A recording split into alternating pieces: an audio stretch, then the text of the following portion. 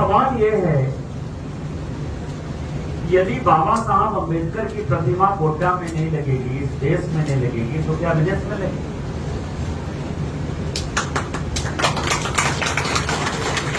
किस बात का विरोध है? क्या वो महापुरुष नहीं है? क्या उन्होंने आजादी नहीं दिलाई?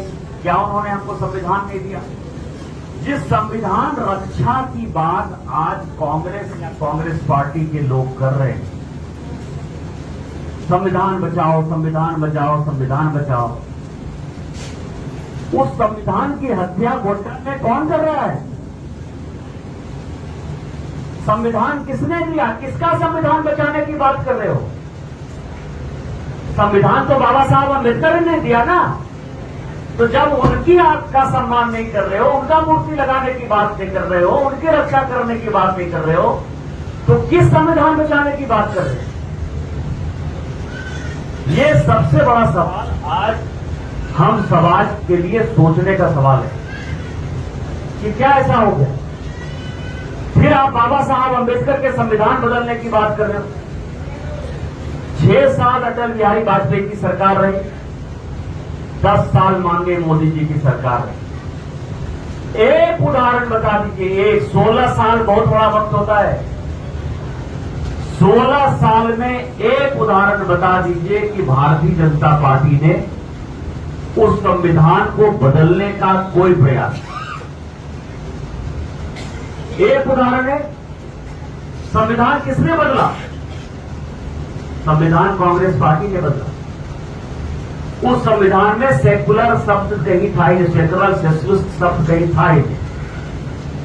किसने बदला? आत्मा किसने बदला? कांग्रेस ने बदली ना। इमरजेंसी लगने की बात तब थी जब विदेश से कोई आक्रमण होता।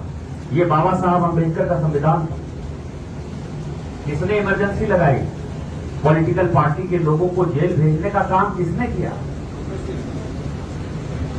संविधान ये कहता है कि जो सीनियर मोस्ट जज होगा, न्यायपालिका, क्योंकि बाबा साहब अम्बेडकर ने विधायिका, न्यायपालिका और कार्यपालिका तीनों को अलग अलग बांटा। मतलब इतना अच्छा संविधान बनाया कि जिसमें कभी कोई लड़ाई होने का सवाल नहीं, और अल्टीमेट फैसला न्यायपालिका को करना है।